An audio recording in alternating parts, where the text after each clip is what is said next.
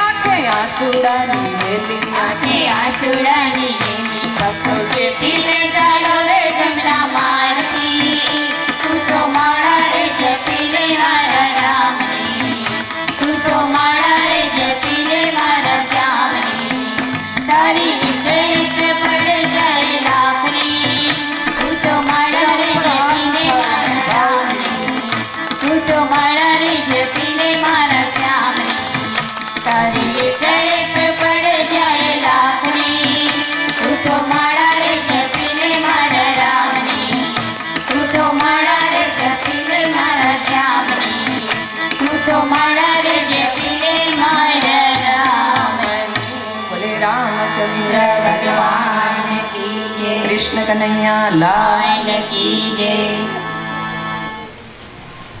આપણા આંગણેથી પૂજ્ય બાપુ અને નિંદડાથી મહેમાનો આવ્યા એ વિદાય લઈ રહ્યા છે. જરા તાળીથી વધાવી દઈએ. ક્યાં હતા આપણે? ક્યાં હતા? હે કયો તો ખરા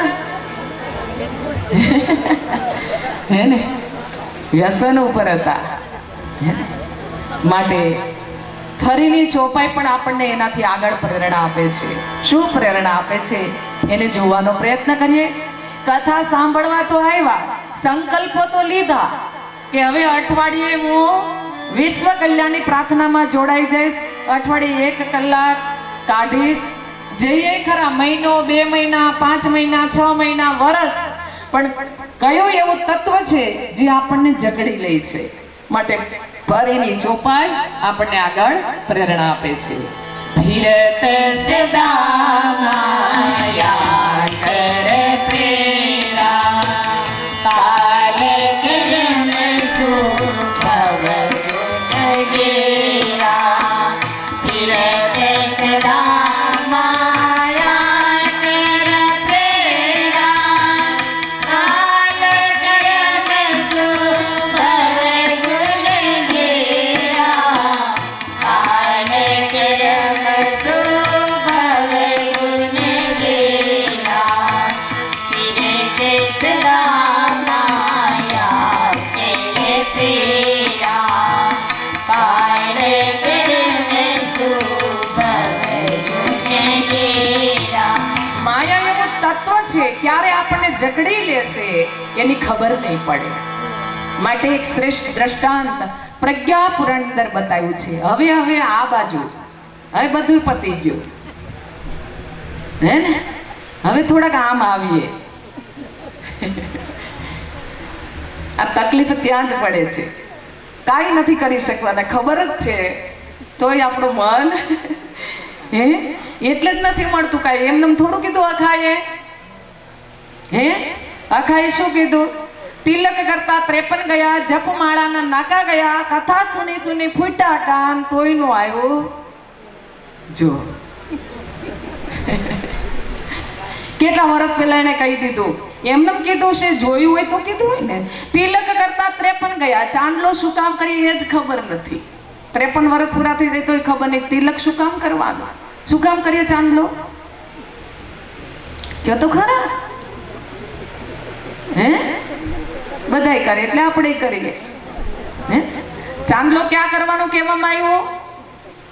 પગે નહીં, પેટે નહીં, ગળે નહીં, હાથે નહીં, ડોકે નહીં. ક્યાં? મસ્તિષ્કના મધ્યની અંદર. કારણ કે શરીરમાં વધારે તકલીફ ક્યાં થાય? અહીંયા. આ તપેલી ઉકળે એટલે ગરમી ચારેય બાજુ ફેલાય. ઉપરની ગરમી હજી સારી, પણ આ બહુ ખરાબ, બાળી નાખે, જીવતા બાળી નાખે, એટલી ખરાબ. એટલે ચાંદલો કરી ભગવાનને પ્રાર્થના, પ્રભુ મારું મસ્તિષ્ક શાંત બની રહે. હે ને 2 શબ્દ તિલક અને ચંદન. તિલકથી બુદ્ધિની શુદ્ધિ વધારજો, મારી બુદ્ધિ શુદ્ધ રહે એના માટે સદાય હું જાગતી રહું. એટલા માટે ચાંદલો કરીને પ્રાર્થના કરવામાં આવે. અને ચંદન જેવા ગુણ પ્રાપ્ત થાવો. ચંદન કેવું છે? શાંત, શીતળ અને સુગંધિત. હે પ્રભુ, મારા મસ્તિષ્કની અંદર હંમેશા સારા વિચારોનું સ્થાપન થાવ, મારા મસ્તિષ્કમાં પડેલ ખરાબ વિચારો દૂર થાય એવી ભગવાનને પ્રાર્થના. શિવ નેત્રનું જાગરણ, ત્રીજી આંખ ભગવાને અહીં આપી છે, જ્ઞાન ચક્ષુ જેને કહેવામાં આવે છે, જ્ઞાનની આંખ. જેમ ભગવાન મહાકાળને છે ને, એમ આપણને આપી છે. એટલે ચાંદલો કરીએ ભગવાનને પ્રાર્થના. તિલક કરતા 53 ગયા, જપમાળાના નાકા ગયા. માળા કેવી ફરે? માળા ફેરો છો કે નહીં? હા કે નાખ્યો તો ખબર પડે. હે કેવી ફરે? અટ મારો પટ્ટ મારો, તારા પછી મારો વારો, ભાગ પરા પારો આવ્યો, ક્યારે પૂરી થાય? ઊંચી કરી કરીને જોયા કરે ફૂલ આવ્યું કે નહીં. હે થોડીક કરીએ ને, શાંતિથી કરીએ. ઘણા તો હાલતા ચાલતા ડોકા કાઢતા કાઢતા ઘરમાંથી માળા કરે. નહીં તો શું થાય? ઓમ ભૂર્ભુવઃ સ્વઃ, દૂધ આવ્યું લઈ લેજે, તત્સવિતુર્વરેણ્યં ગરમ મૂકી દેજે, નહીં તો બગડી જાય. ભર્ગો દેવસ્ય ધીમહિ, બાજુમાં ઊભી રહેજે, નહીં તો ઉભરાઈને જતું રહેશે. ધિયો યો ન પ્રચોદયાત્. થોડીક કરીએ પણ શાંતિથી કરીએ. એટલે તો 3 જ માળા ગુરુદેવે કીધું છે. અને પછી મહિને 15 દિવસે મળે મણકા ખરવા, ગમે એટલી માળા બદલાવીએ કોઈ ફેર પડે નહીં. હે ને? માળા શું છે? એક સાધન છે ભગવાનની નજીક જવા માટે. શાંતિથી ભલે થોડુંક કરીએ પણ શાંતિથી કરીએ. તિલક કરતા 53 ગયા, જપમાળાના નાકા ગયા. કથા સુની સુનાઈ ફૂટા કા. હું તો એક કથા નો મૂકો, બધી સાંભળો. સાંભળવાથી નથી થતું અંદર. હે સમજી ગયા? મારે કહેવાની જરૂર નથી. એમને કીધું કે જાય છે તો ખરી, પણ જ્ઞાન જ્ઞાન ખંખેરીને એમને થોડું કીધું છે. ફૂટેલું હોય ને એ કામમાં લાગે. હમણાં વરસાદ આવશે, વાવણી કરીશું, દાણા વાવીશું, દાણા વાવીએ ફૂટે તો ફળ મળે. એમ ફૂટી જવું સારું, અને જે ન ફૂટે એ શું થાય? હે ગંધાઈ જાય અંદર અંદર. હે ને? એમ તમે જુઓ કે આપણે ફણગાવેલું કઠોળ બનાવવું હોય તો શું કરીએ? બોલો જલ્દી, ટાઈમ થઈ ગયો છે આજ તો. આમ તો પલાળીએ. જેવું કઠોળ, હે ને, મગ, અડદ, મઠ, ચણા. ઘણું કઠોળ સાદા પાણીમાં પલળી જાય, ઘણું કઠોળ પલાળવા માટે પાણી ગરમ કરવું પડે, ઘણું કઠોળ પલાળવા માટે પાણીને ઉકાળવું પડે. ત્યારે માંડ માંડ કઠોળ પલળે. કઠોળ પલળી જાય તો બેન શું કરશે સાંજે? કયો તો ખરા. નથી બનાવતા તો બોલો ને. શું કરશે? પોટલું વાળ દેશે. કેવું વાળે? ફીટ. હે ને? 4 દિવસથી પલળીએ છીએ આપણે. હો, ઉપરથી ગરમી, નીચેથી ગરમી, આજુથી ગરમી, બાજુથી ગરમી, 4 દિવસ પલળીએ છીએ. અને કેવા બંધાયા 4 દિવસથી? ફીટ. ઊભું થઈને જવું પણ જવાય. સવાર પડે બેન પોટલું ખોલે, ઘણાય દાણા સરસ મજાના ફણગા ફૂટી ગયા હોય, ઘણાય આટલી ગરમી લાગી તો એવાને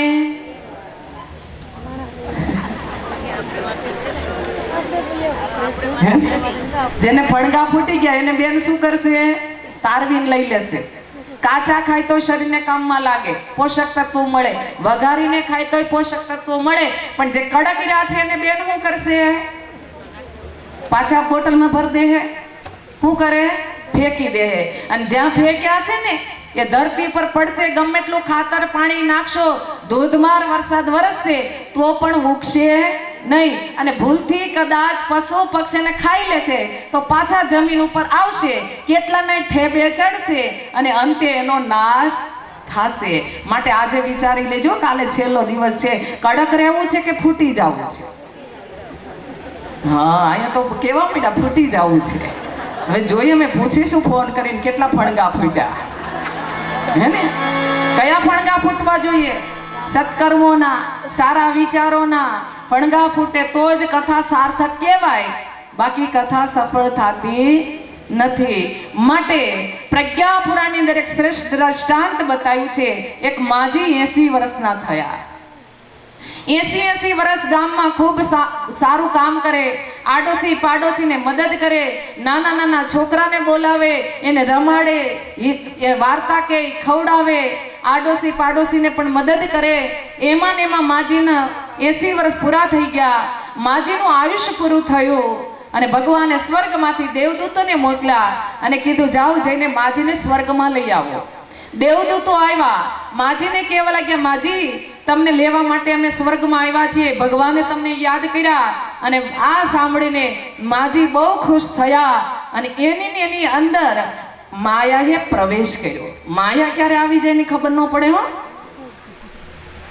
કહેવાય છે કે સાત્વિક માયા હજી સારી, પણ તામસી માયા માણસને બરબાદ કરી દે છે. માયા વગર જીવી નથી શકવાના. કોઈ દુનિયામાં એમ કહેતું હોય કે મને માયા અસર ન કરી, ખોટી વાત છે. જાય ને ત્યારે જોડે જ બળે છે. પણ સાત્વિક માયા સારી, તામસી માયા માણસને બરબાદ કરી દે. માયા વગર માણસ જીવી પણ નથી શકતો. હે ને? અને માયા ક્યારે જીવનમાં પ્રવેશ કરે એની ખબર ના પડે, એમાંથી ધુરંધરો પણ બચી નથી શક્યા. માયાએ પ્રવેશ કર્યો. માજી દેવદૂતોને કહેવા લાગ્યા કે ભગવાને મને યાદ કરી હોય, સ્વર્ગમાં તમે લેવા આવ્યા હોય, તો ભગવાનને એવું કહો ને મને 1 વર્ષ વધારે જીવવા દે. દેવદૂતોએ ભગવાનને વાત કરી. ભગવાન ખુશ થયા, કાંઈ વાંધો નહીં, માજી 1 વર્ષનું આયુષ્ય વધારે માંગ્યું છે તો વધારે આપી દો. માજીને કીધું તમને 1 વર્ષનું આયુષ્ય વધારે મળી ગયું છે. આ સાંભળીને માયા એવી પ્રબળ બની, નાચવા લાગ્યા, કૂદવા લાગ્યા, બૂમો પાડવા લાગ્યા. જોયું ને, આ દુનિયામાં ભગવાને મને યાદ તો કરી, સ્વર્ગમાં લેવા માટે દેવદૂતોને મોકલ્યા, પણ 1 વર્ષનું આયુષ્ય મને વધારે મળી ગયું. એમાં ને એમાં માયાની અંદર આડોશી પાડોશી સાથે કારણ વગરના ઝઘડવા લાગ્યા, નાના નાના છોકરાઓને મારવા લાગ્યા. એના ઘરને આંગણે કોઈ છોકરું ના ફરકે. અને એમાં ને એમાં ગામમાં હાલતા જાય, ચાલતા જાય, જે કોઈ મળે એની સાથે કારણ વગરનો ઝઘડો કરે. અને ગામની અંદર જેની કોઈ વસ્તુ બહાર પડી હોય એની ચોરીને ઘર ભરવા લાગ્યા. એમાં ને એમાં માજીનું 1 વર્ષ ક્યાં પૂરું થઈ ગયું એનું ખબર ના પડી. જેવું વર્ષ પૂરું થયું, યમરાજાએ યમદૂતોને મોકલ્યા. કીધું કે જાઓ જઈને માજીને નરકમાં લઈ આવો. યમદૂતો આવ્યા, માજીને કહેવામાં આવ્યું. માજી કહેવા લાગ્યા, મને યમદૂતો નહીં, મને દેવદૂતો લેવા આવશે, મને નરકમાં નહીં, મને સ્વર્ગમાં લેવા માટે આવશે. યમદૂતે કીધું, માજી હવે તમને સ્વર્ગ નહીં મળે, નરકમાં અમારી સાથે આવવું પડશે. આ સાંભળીને માજી ભગવાનને ગમે તેમ કહેવા લાગ્યા, સાવધાન. સારું કર્યું તો મેં કર્યું, ઘરમાં કઈ ખરાબ થયું તો દોષના ટોપલા કોના ઉપર ઢોળીએ? હું તારે એટલી ભક્તિ કરું, આટલી બધી પૂજા કરું તોય આવું, પણ કર્મો કર્યા છે ભોગવા વગર છૂટકો નથી. અહીંયા જ ભોગવવાનું છે. માટે જેવા કર્મો છે, ભગવાન ક્યારેય કોઈને દુખી નથી કરતો, ભગવાન દુખી જોઈ પણ નથી શકતો. માજી ભગવાનને કેવા લાગ્યા, થાકી ગયા. યમદૂતે કીધું, માજી હવે કઈ બાકી? તો કે હવે મારે શું કહેવાનું? યમદૂત કે હવે મારી વાત સાંભળો. માજી તમે 80 વર્ષ સારા કામ કર્યા, ભગવાને દેવદૂતોને સ્વર્ગમાં લેવા માટે મોકલ્યા, છતાં પણ તમે 1 વર્ષનું આયુષ્ય વધારે માંગ્યું. ભગવાને તમને 1 વર્ષનું આયુષ્ય પણ વધારે આપી દીધું. પણ માજી તમને એ ખબર છે કે 80 વર્ષ કરેલા સત્કર્મો ઉપર 1 વર્ષ કરેલા કુકર્મોએ પાણી ફેરવી દીધું છે, માટે તમને નરકની સજા આપવામાં આવે છે. વિચાર કરજો કે 80 વર્ષ કરેલા સારા કાર્યો ઉપર 1 વર્ષ કરેલા ખરાબ કાર્યો પાણી ફેરવી દેતું હોય તો કેટલું ધ્યાન રાખવું પડે. આપણે ગમે એટલી પૂજા પાઠ ભજન કીર્તન કરીએ, પણ કારણ વગર એક ક્ષણ કે એક પળ કોઈને દુખી કરીએ તો આપણું બધું ધોવાઈ જાય છે. બાકી કરેલું ક્યારે નિષ્ફળ જતું નથી. માટે ધ્યાન રાખે. કથા સાંભળવા આવ્યા છીએ, સંકલ્પ લઈએ આજ પછી મારા ઘરની અંદર એક કલ્યાણકારી વાતાવરણનું નિર્માણ થાય. અને એક મારી એ પણ પ્રાર્થના છે, મને હું આવીને ત્યારથી મને દુઃખ થાય છે થોડું, આપણું ગામ ચોખ્ખું રહે ને એટલું જવાબદારી આપણા ગામની છે. મારે ન કહેવું જોઈએ, પણ અમે કીધું ને હું ટપાલી છું, પોસ્ટમેન છું, એનું બાળક છું.